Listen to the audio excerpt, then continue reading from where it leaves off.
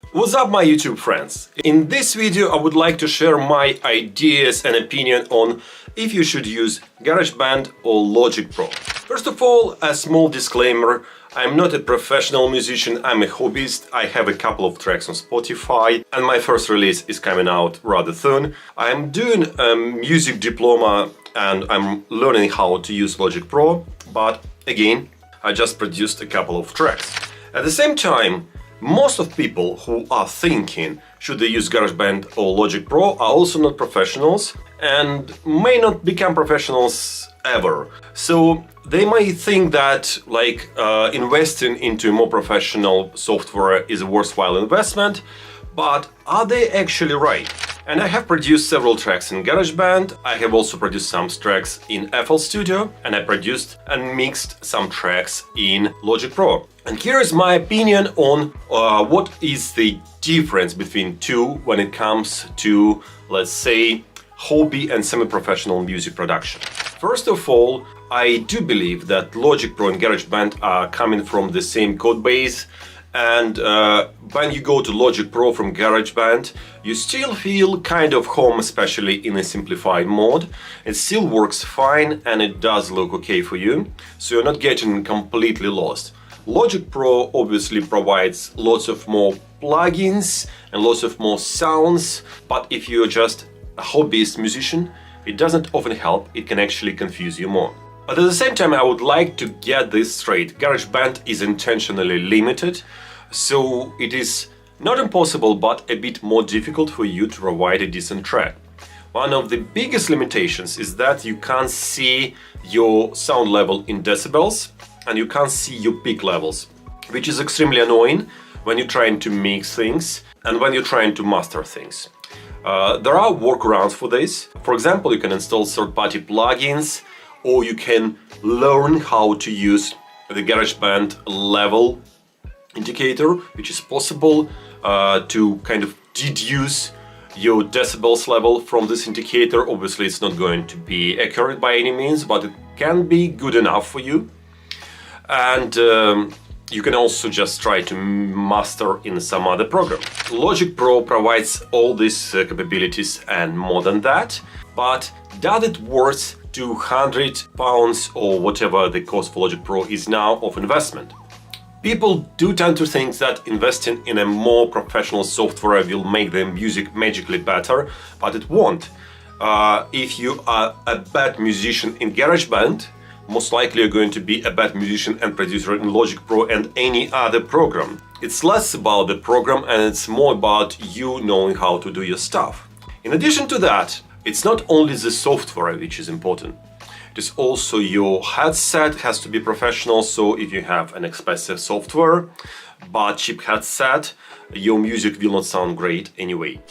One other downside of a GarageBand would be the convenience of working with the MIDI editor. So if you are recording this from MIDI controller, this is fine, but it is less convenient to put some notes using your mouse than it is in the Logic Pro.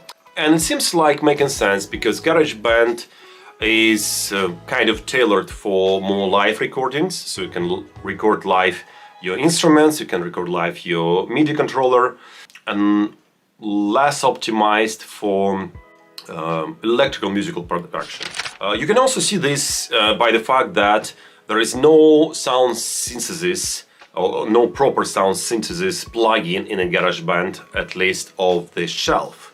So if you are interested in sound synths, GarageBand is not for you. If you're a starting musician, you're just starting to produce music, does it worthwhile to invest in Logic Pro? And I would say, well, you would probably better spend your money on the gear, which would be your audio interface and your headphones, because those will impact the sound of your music more than the switch to Logic Pro.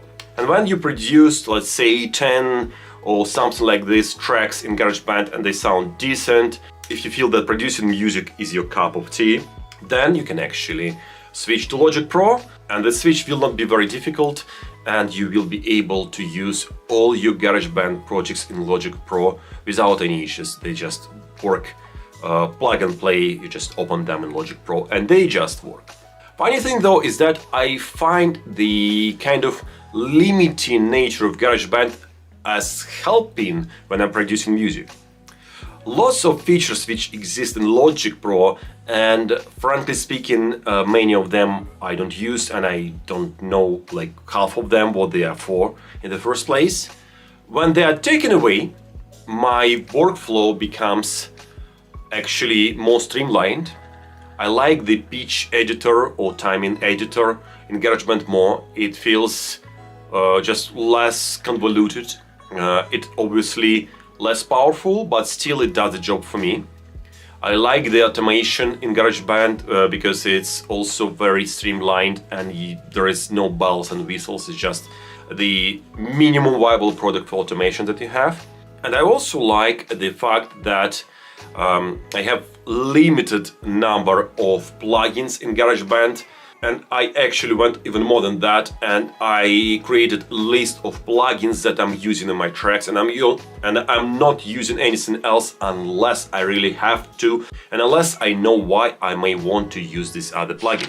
So that's my opinion about if you should use GarageBand or Logic Pro if you are a starting musician.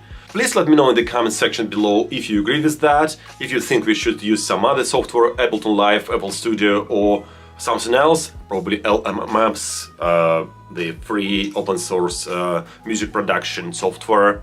And hit the like button if this video was useful for you. See you around.